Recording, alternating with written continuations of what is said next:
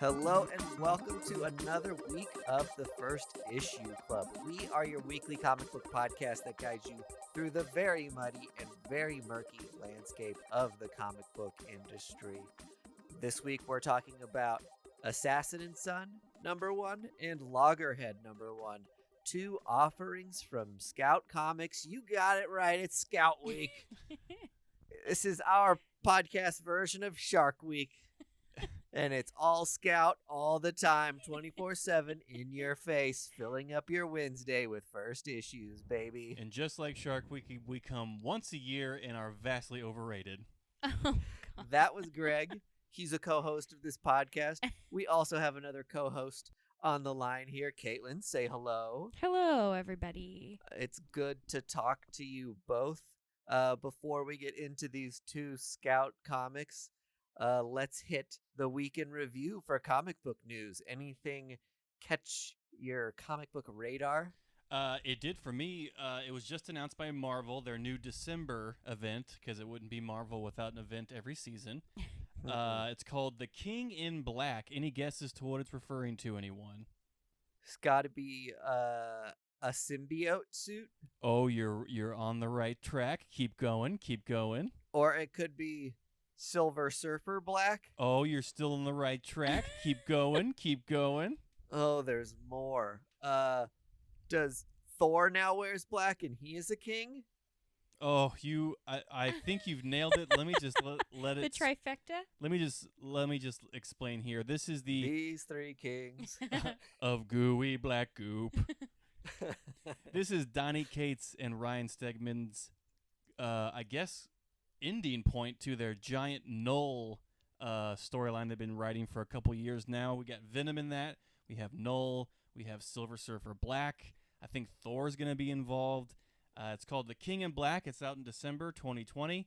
And I think it's basically just going to be Null, who is the King in Black, against the Marvel Universe. The whole MCU.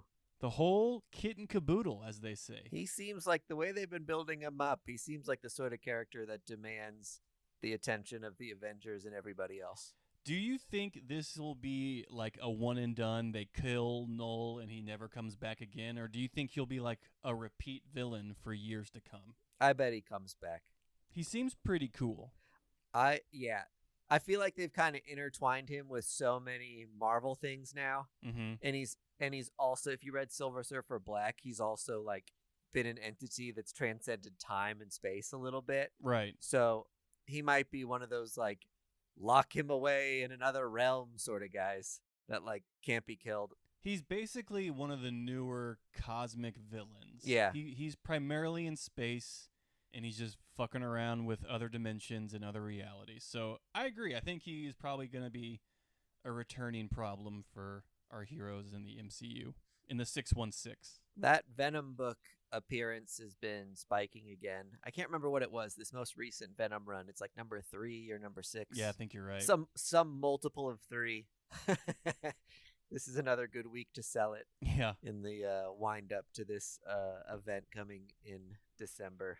Some hot comics to get us through the cold months. I'm not ready for the cold months. I watched Old Guard this weekend, which was a image book turned movie written by Greg Rucka. How was it? I really enjoyed it. I think it started off a little slow for me, and I was kind of nervous.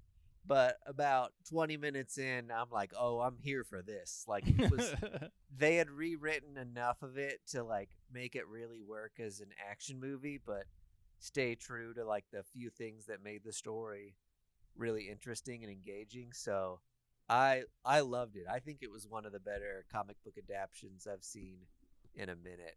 Really? Yeah, I really liked it. I heard a little interesting movie fact about this particular movie, if you're interested in hearing it. I love movie facts. So I heard it from our friends over at Debates on Tap that the director of this movie is the first black female director to ever direct an action movie. An action movie, period? Yes. Not like a comic book movie? Correct. Probably both, to be honest. Dear God. It's 2020, folks. That's incredible. It should not have taken this long. No. Wow. I cannot believe that. But kudos to her. That's fucking awesome then. Yeah, from what you were saying, I guess the choreography, the fighting choreography was like insane in this movie. Oh my God. It was so good. Part of what I was like thinking about going into the movie was that you've had these trained assassins for like, 500 years they've been killing people. If you don't know, the premise of the movie is that these people who are younger in age get like murdered, and then they come back to life and realize that they're semi-immortal, that they're going to live for at least like 500 years. Yeah, how do you become semi-immortal? They don't know. It's something that's just like, it's not explained in the comic as far as I can remember, and it's not explained in the movie. So it's kind of like Wolverine. Like, it's really hard to kill Wolverine, but you can do it. You're invincible, but only for 500 years. And then it just wears off. And then it just turns off like a light. It's got a 500-year shelf life. It's my 500th birthday, Dad. I tell you what, it added a lot of suspense to like every time someone got shot. Otherwise, there would be no stakes, right? True, exactly. You'd just be like, oh, I guess I don't have to worry. They literally cannot die. Oh, they'll be back. Awesome. Well, I can't wait to check it out. Oh, I'll say what me and Caitlin's and Greg's favorite show, Sabrina the Teenage Witch, not getting renewed for a 5th season, R.I.P. What? which is sad. I know that a couple fans have started a petition that's gotten something like 80,000 signatures or something crazy. Oh my goodness. Which you would think if there's enough people to sign a petition 80,000 times. Yeah. Think about like, I'm not a petition signer. I'm not going to like seek that out and like sign an online thing because I like a TV show.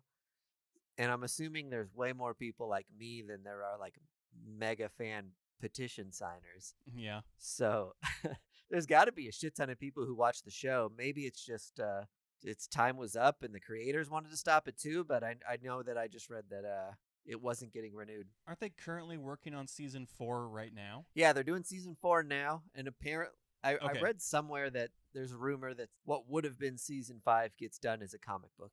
Oh, okay. Well, so not a total loss. So maybe we'll get that in the future. And maybe our dear friend Kelly Thompson will write that one.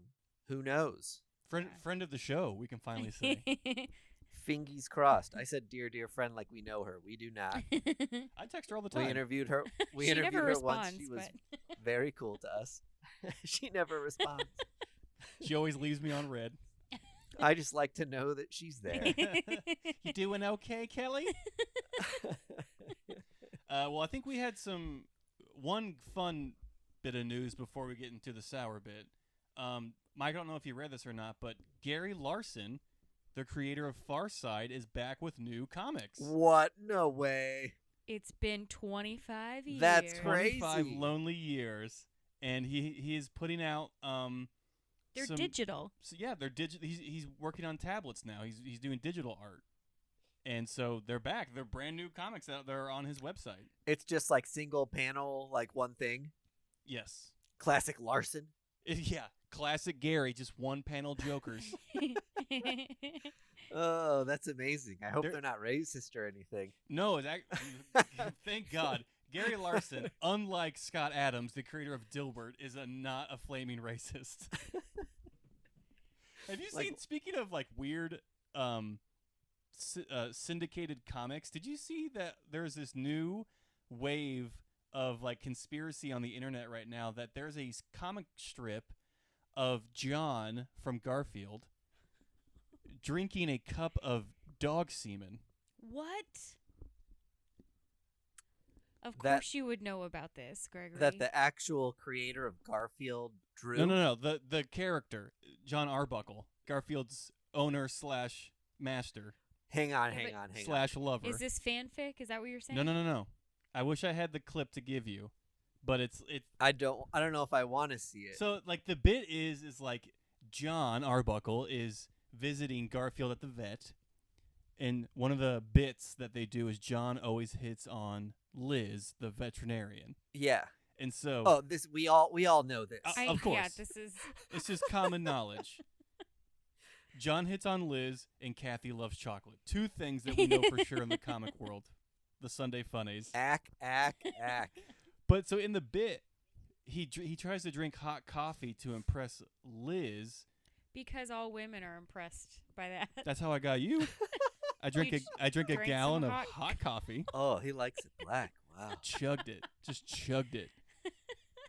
And so John's like, "Are you impressed, Liz?" And Liz goes, "Well, congratulations, John. You're soon to be expecting a litter in your stomach." Oh my God. So the joke is that, Yeah, I mean, I think we get it. yeah. Yeah, I get it. I follow.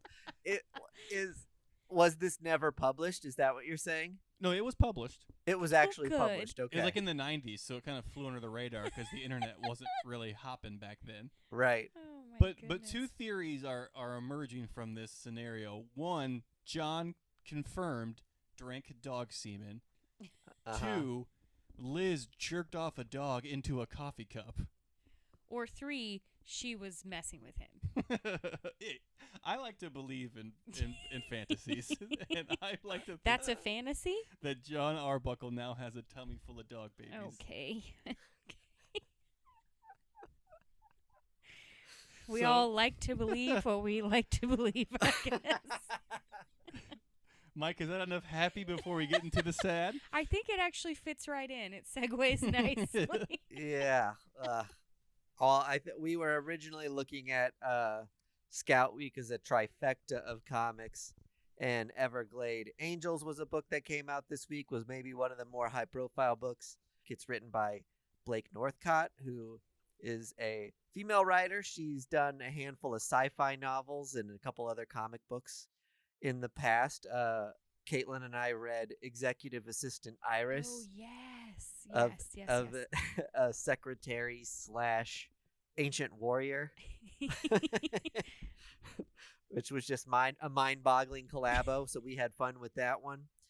But in some unfortunate news that's unfortunately becoming way too common, there's a couple of creators on this book that didn't meet our criteria for books to cover. Scott Or Lobdell. decent humans. Right. Scott Lobdell, if you haven't heard of him, he's written a handful of DC comic books in the past. And he's had some allegations come out recently about sexual harassment and grooming with Rock Upchurch, or John Upchurch as he's being credited on this book for art. Changed his kind of writer name or artist name to his actual name, and got back into comics after stepping away for a while. I believe in like 2013, 2014, Greg, about that time. Yeah, when he was doing Rat Queens. Right. And he, I mean, there's no good way to say it. Got arrested for spousal abuse, and the account is pretty graphic and upsetting. And I didn't think we'd ever see this guy in comics again. But the name change initially threw me. One of the things that I think is appalling and abhorrent that you're seeing with both of these creators, and John Upchurch and Scott Lobdell, is that Upchurch recently went to Image with a book wherein the story revolves around a character who was a once celebrated hero who was slandered and defamed, and then reemerges victorious to right the wrongs of her past. And then Scott Lobdell wrote Red Hood as a tragically flawed character in search of redemption. So it seems like they're both writing their own hero stories. Yeah. I applaud them for searching for redemption, but like maybe do that instead of just write how you want it to go for you. Right. And hope that people get that and do that for you. It adds a layer of film and grossness to what they've done, I think, here to come back and profit off of a redemption story when you haven't redeemed yourself. No redemption. Yeah. And the fact that John Upchurch just straight up changed his name to hoodwink people is fucking appalling. I mean, I get that there's not really very many examples of this, but if you want to try to stay in the game, why not come out very publicly and state what you are doing for your own redemption? I think there's like a path back to that doesn't just involve trying to trick people. It just seems so gross. Yeah, it's like it proves the point that you haven't learned anything except how to trick people, and you think people's like memories and recollections of you and your misdeeds will be just erased if you give it enough time, which is not how you change or redeem yourself or Right. make yourself a better person. And it's kind of not enough when you're in the spotlight to just be like, I won't do it again. Like, you have to like commit to some actual work in the communities that you've harmed, or I just feel like it can be more public. I'd like to see more examples of people doing this a different way instead of trying to fly under the radar and keep business as usual. Right. Right. I know that John/Rock Upchurch has gone to counseling, but I mean that's one thing. To your point, Caitlin, I mean it's another thing to get involved in the community and put yourself out there and try to do more than just feel redeemed and then come back and write redemption stories. A lot of these guys' books and characters revolve around strong women, so it's just extra odd that they don't have respect for women. Also, do a better job at changing your fucking name, moron. Yeah. Upchurch is the problem, dipshit. It's the name that people recognize. Honestly, his art is so recognizable Yeah. That is very true. that there's nothing he could do. I don't think. I ordered this comic just thinking there was a who did the cover? Was it Jay Lee? Yes. Yep. You got it. And I thought the cover was sick, so I ordered that. And now I'm not happy about it. Well, you can probably sell it online.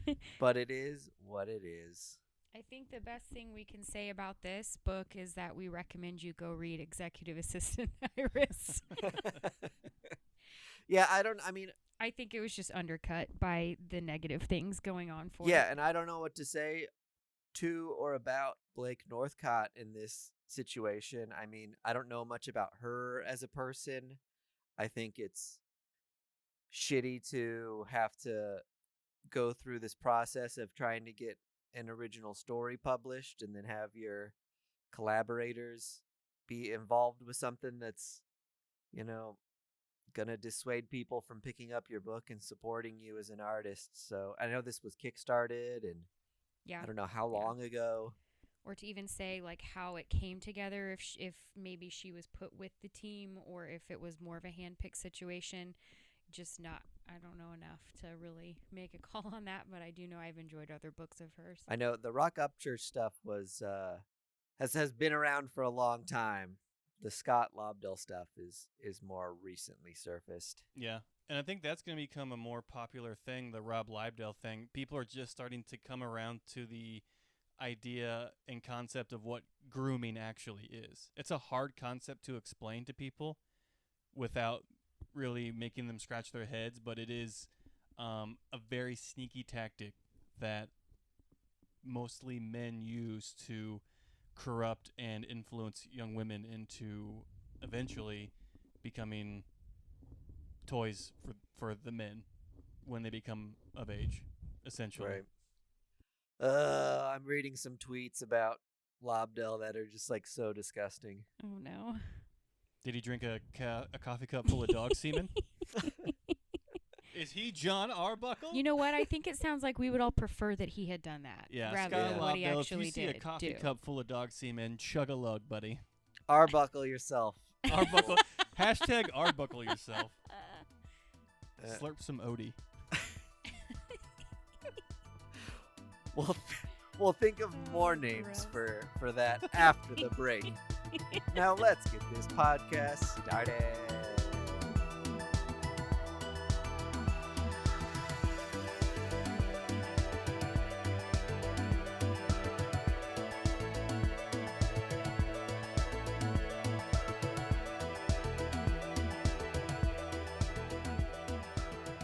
All right. First up, we are talking about Loggerhead number 1. Of course, it's Scout Week. It's out on Scout Comics. It looks like the tagline here is Bloody Bayou. I didn't realize that when I first read it, but Loggerhead, Bloody Bayou. That sounds like a sweet AC/DC song. It's written and with art by Brian Silverback, so he's double dipping here. Caitlin, do you have a synopsis of what Loggerhead is about? I sure do. Loggerhead involves the U.S. divide and a great war that give us a post-apocalyptic society in which aliens exist among us and deadly spirits protect a group of kids navigating the new world. Well, you got it. let's get into it. So, Loggerhead the monster appears to be a mutated boy who turns into a turtle beast. Ooh, we've all heard this story before. Who protects these once sacred lands. And he's pretty dope looking, wouldn't you say? He's pretty righteous looking. He reminds me of the turtle from Ninja Turtles 2. Yes. He has that really long snout like a snapping turtle, and Yeah. he stands on his 2 legs like a big boy. And he's got a spiky, scaly back. And people made fun of him when he was a boy, and so you feel for him, and now he's this protector. Right. First of all, if I knew a human who was turning into a giant snapping turtle, the last thing I would do would call that person names. That's a good point. I would That's a good befriend them as soon as sense possible. of self-preservation. So a lot of the comic is some teenagers who are like half either alien or mutated from the fallout of this war are sitting around a campfire telling stories about Loggerhead. I think that was a big piece of the enjoyable part of this book for me. How they seem removed from anything at large going on, because there are some other groups that you get introduced to, and they just seem to kind of be like surviving, chilling, trying to camp and like figure out if Loggerhead's real, and then if they're gonna see him again once they discover he is, and just They're basically gypsies. yeah. Just running the wasteland, regaling people of the tales of Loggerhead Taking in new stragglers, just to their gang of yeah. wayward children. My favorite story arc involves a new kid that is brought into the group. Oh my god. And I think bringing in a new person is frowned upon. They're all familiar with each other and know that they're safe. So when they bring this new kid who, looks human, she shrugs and is like, well, I hope you guys will take me. And as he shrugs, you notice that his hand is a fucking claw, and everyone immediately changes their mind. Yeah. Oh, cool. He's a freak boy. Get the freak boy in here with us. I love that later he also gains their respect by suggesting that he and Loggerhead might be related, and everyone's like, "Oh, new kid, you're the best." Claw boy, we love you more than ever now. They spent a lot of time on this new kid. Yeah. So was anyone else surprised when he got laser knifed to the head through his brain? Fucking murked. I really was. This author hated this kid. He's like, I got nowhere to go with this kid. Well, and Yeah. they all are clearly mourning the loss of their new king, because they have a funeral and they're Yeah. just really distraught by someone that they've known A total of 4 hours. yeah. Here's my question. If you were in the wilderness and met somebody and had known them for 4 hours and then they died, Yes. would you I wouldn't even bury Yeah, him. would you dig a grave? No. I mean, he was king of the jokes. He was going to lead them. If I was one of these quote unquote alien kids, mutant kids, All I'm seeing is fresh meat, and let's start a fire and eat the prankster king because he's good eats. I think though the girl who's particularly distraught by it is the one that he was like saying the night before he was just ruthlessly killed, that he was just like, thank you, I appreciate you guys taking me in so much, and she was the one who kind of brought him into the fold, so maybe that makes more sense, but it just seemed a little like the pink girl with the huge elf all right, ears. so you're gonna waste time knowing that this giant monster creature is out there and a gang of men is following you, but yes, go ahead and have, you know, a long drawn out funeral. Caitlin, can't you tell she's carrying his seed? Oh God. She just watched the father of the unborn child she's carrying get domed by a laser knife. And I heard future mutants gestate in a matter of days, so. Also, she has to lay an egg. I don't think, is this a one-shot? Because it gave no indication of where this was going. I looked because the ending was so, like, final that it really surprised me. It is a one-shot. Oh, God. End? For Question real? mark? Yeah, it did say end question mark. You know when a book ends like that, it is for sure the end. I just noticed that Loggerhead has a little skirt too. Oh, so it may be a woman. I mean, it's a boy, but it just. Head. What? I don't know. They did a lot of world building with zero payoff. For a one shot, yeah. Well, I guess we're not in suspense of whether or not Loggerhead is real because he kills people throughout the entire comic. Yeah. Right. He kills people in the beginning, middle, and end. What I'm I guess most upset about is we see a lot of brutality in this book. Yeah. But Loggerhead has to wear like a kilt because he obviously has a human penis. Show us the human penis. You cowards. Speaking of that brutality, though, those parts were kind of like entertainingly gruesome. Yeah, There's the dude one, knows how to draw violence. Yeah, Yes. there's like a slicing off half of a guy's face. There's also like where in the beginning where the claws of Loggerhead go straight through another person's face from the back of their skull. It was pretty brutal. Yeah. This book is literally you're going to want this in your collection if you like weird, pulpy indies with lots of violence. Correct. I don't know. If you love B horror movies, you're going to want to pick this book up. I don't know that anyone else is going to be that interested in it just because it's so niche, I guess, in what it's doing. So if you dig the cover and you're down for some turtle murder, pick up Loggerhead out on Scout Week. Turtle murder. I'll pay that the would have been a really turtle good murder. Loggerhead turtle murder. I want to pay some respect to the creator. It is a hard job to write, color, and draw your own book. And for the most part, this guy did pretty all right. So kudos to this creator. That was this was a good job. Brian Silverbacks. Official first issue club kudos. And those are hard to give out because we don't have many of them. What do you guys think of the fun games they play, which is throw rocks through window? Oh, I forgot. So he's like, score. What else is would the you do? point Okay, value well, for those? clearly the other kid says mine was bigger, so it's like the bigger crash you get when you throw it into a window, the more points you get. I don't think there's any kind of judging there that is not biased by any means, because this group of kids obviously probably formed 2 hours before they met New Claw Kid, and they've all are just, unified in their journey Prankster against King the wasteland. was gonna judge all their contests, and now he can't. So He can't judge shit. no. Oh, yeah, so that was Loggerhead. That was Loggerhead. Bloody Bayou. Turtle murder. Turtle murderer. Turtle murder.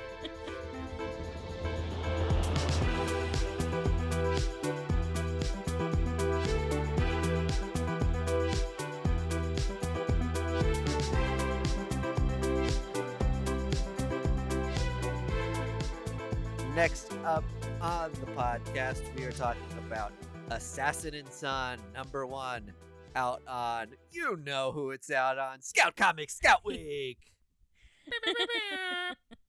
Caitlin, How about a synopsis on Assassin and Son? Yes. Okay. So this first issue is a profile of several horsemen to come, including war, famine, pestilence, and death, who might soon help guide and give way to a new generation of assassin.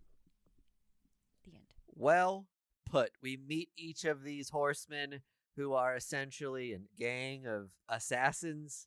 The best of the deadliest. Ooh. The best of the deadliest. Man, what a line. I have that tattooed on my back. I think most noteworthy, or why you would know this comic, is that it was written by Shad Gadsford, who was a member of Crime Time, a WWE wrestler who passed away recently. He had written this comic before he passed away, and Scout is giving all the proceeds to his family. So if you've got $5 to spare for a digital copy and are a WWE fan, you might want to check this one out. Otherwise, who is Assassin and Son for? Assassin and Son is for people who loved Spawn comics in the 90s. I get a Spawn vibe from this, for sure. The artwork is very reminiscent of that kind of graffiti-esque, big proportion style from like Spawn. And what was that vampire comic you really liked in the 90s, Mike? Crimson. I got huge vibes from all this. Other than that, it's for people who really love WWE wrestlers and comic books and the Four Horsemen. I think that was one of my issues, is that because it was so much profile, it wasn't necessarily able to do much of world building or drop you in. It couldn't really do either, because it really did focus on highlighting who the main characters of the story are going to be. But that is really all that I could get from this first issue. So I mean, I know that there are synopses out there that go into a lot more than what you get in the first issue, but you definitely get a good idea of who you're going to be reading about. Yeah, you can tell it's a really big idea with a lot of characters and a plan. But I just feel like I didn't get enough to make sense of it. So there's so much of a plan that each of the horsemen has their height and weight under their name. It's also pretty interesting because it says story/screenplay/creators, Shad Gaspard and Mark Kopani. So I think that like maybe it was designed to maybe go beyond this medium, or maybe that's something that people put a lot, like story screenplay in lieu of like a storyboard. But it definitely seemed like it could have been an intro sequence to like a movie. So the synopsis promises that this will be a gritty urban western set in present day New York, and it follows a father and son, and he's kind of passing down the consequence of his actions to his son's life. And we don't really get much of that in this comic. I think we meet his son very briefly. Correct. If at all. I think that at the beginning of the book. In like a flash forward. Yeah, there's a kid who has apparently shot somebody. That's another thing that like maybe this book was just fun in that Spawn sense, that it was like just chaos everywhere. Crime, chaos, one-liners, and if again that's kind of your cup of tea, then this would probably be a fun one. It introduced a lot of cool, interesting ideas, and I can imagine if I was like a freshman and sophomore in high school and I was just kind of looking for new, different comics to read, and I was really into like the WWE and I knew these guys, I would be like super into this book. But the writing is a little clunky, and in some parts slightly toned down.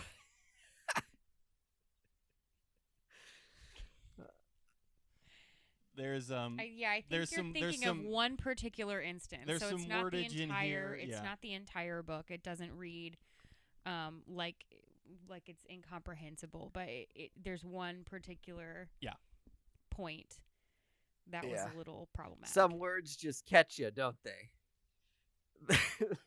They certainly do. Oh, they'll just smack you right across the face, and you're just like, I don't know if I want to read the rest of this book, to Totally. be completely honest. Even if you're like, the character said it, I'm not saying it.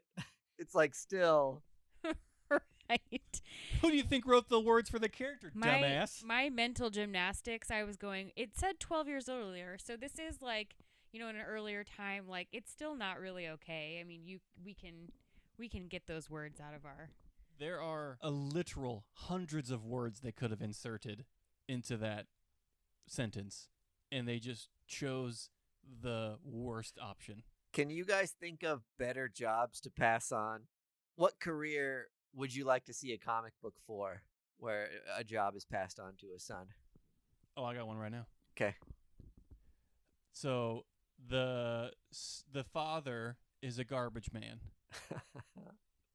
but like he started his own company, like his own garbage company, and like he takes a lot of pride in it, and he wants to pass off his trash dynasty to his progeny.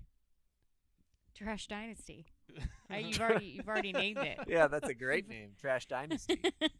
Because I mean, I think ever since I was a kid, like the allure of being a trash man is always something. They drive these big, for sure. cool Kids love trucks that crush things every day. And then when I got older, I was like, oh my God, trash men make how much money? And it's not a bad career if you don't mind the everyday minutia of digging through people's garbage and waking up super early. That's one of those jobs that, like, every time I see a trash truck go by, I think, like, what's it going to be like when I have to do that? It's a lot like the drowning in quicksand thing, where you're just like, when that happens to me, what am I going to do? So you've already reserved yourself to the fact that you will one day be a trash man. There are just certain things. Or is this like something that you're like dirty jobsing for yourself? Like imagining, I have to do this now. What is it like? There are certain things that in my head just like seem inevitable. And Trash Man ended up on your list. And Trash Man is one of those things. Like the heart needle from Pulp Fiction is one of those things too. Ugh. Where I'm like, am I going to be able to do that when the time comes? I don't know that I can. I've always had this thing where that I'll be trapped in an elevator and I'll have to like deliver a baby. Yeah, exactly right. Delivering a baby is another one of those things. Right, and it's just like, should I be Googling how to deliver a baby sans hospital? Because it seems like it happens all the time. I just like that instead of hypotheticals where you're just like positing if you feel equipped or if there are things that you would even consider doing to feel more equipped, but instead it's like some oracle has come to you both and said, I can't tell you when, but at a certain point, this is going to be a part of your life. And, like, that's how you're treating it. Always carry around latex gloves, Gregory. This will be my comic pitch. Will be Obstetrician and Son. Do you know, the first thing that came to my head, and I'm not even going to try to come up with anything better or cooler, was like a soup maker, which is just a chef. But I thought soup maker specifically. So Soup Maker and Son. And it's called Tailored Life. My Tailored Life. Wait, what? No, like suit. Not like suit. soup. Oh, SOUP. You're Yes. a soupist. Sorry. I mean, it can still be called Taylor and Son. For the love of borscht. I don't know. It's just their last name is Taylor. Oh my God. I love that. All three jobs that should definitely be inherited. Shouldn't be based on aptitude or desire.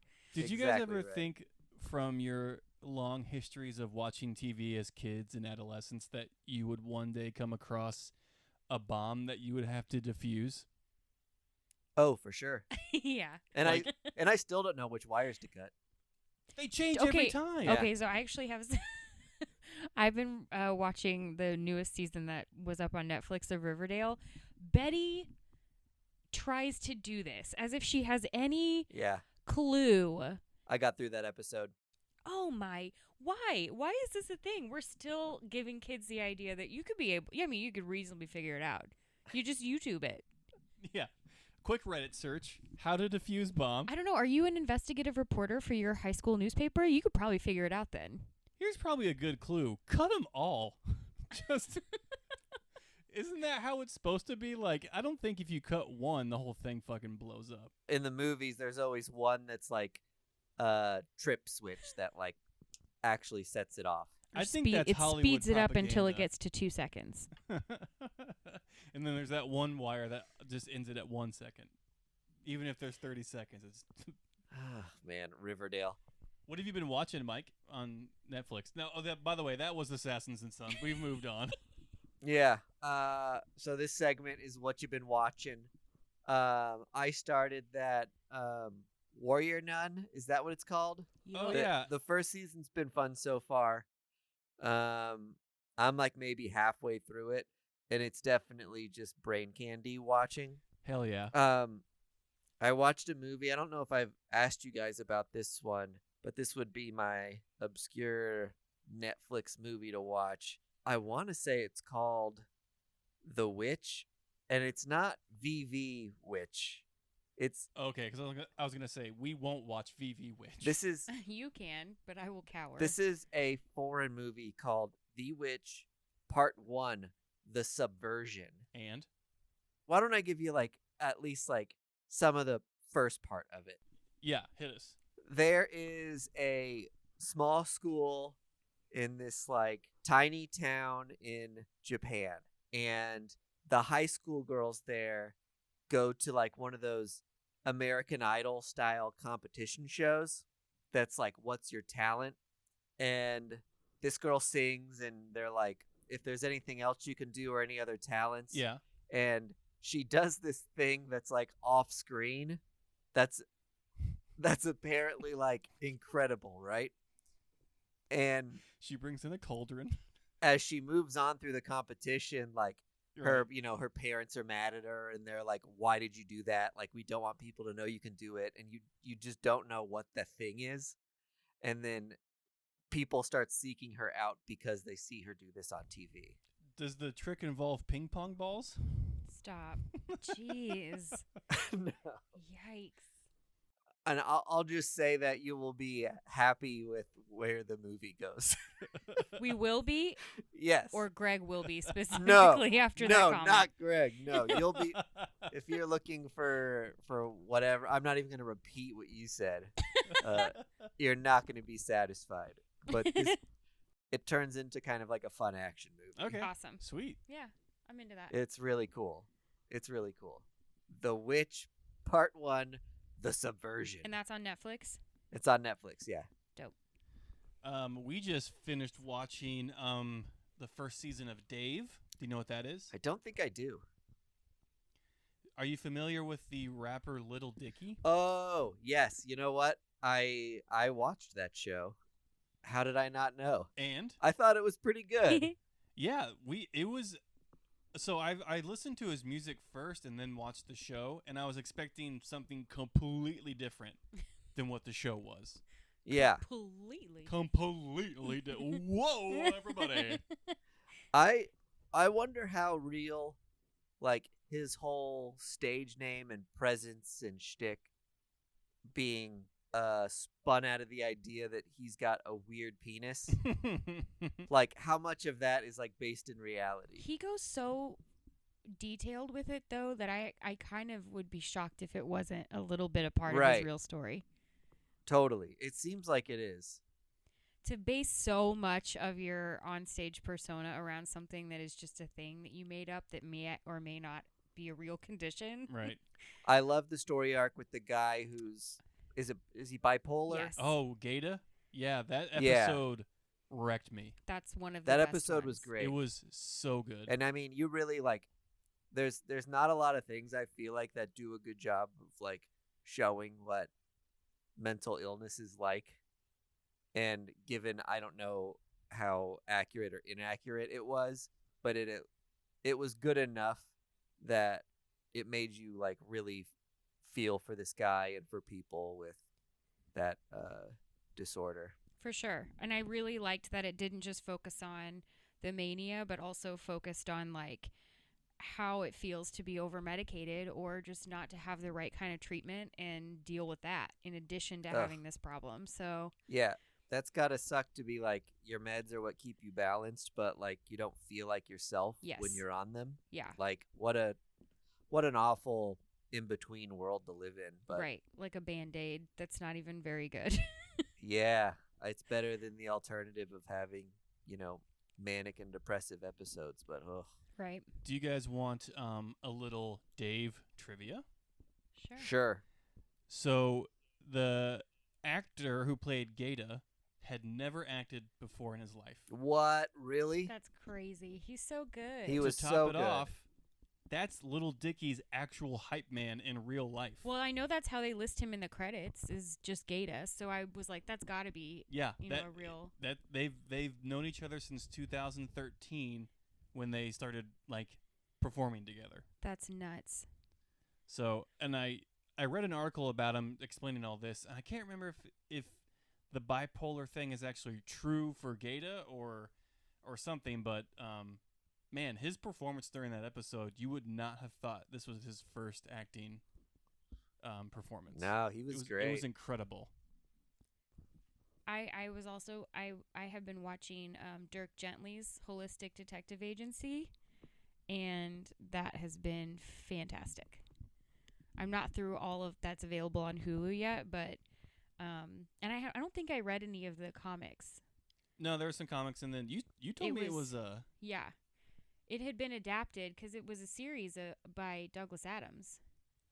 who did Hitchhiker's Guide, Yeah. right? Yeah, but it's a delight. It's got Elijah Wood in it.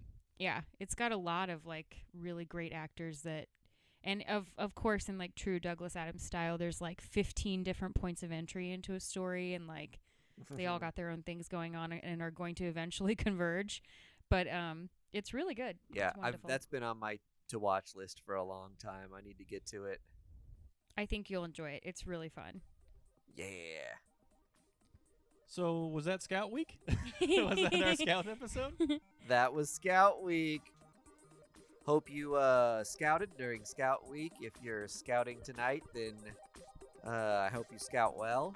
Scout And- safely. Scout well and scout often. Exactly right. This has been First Issue Club saying, Scout out! Bye.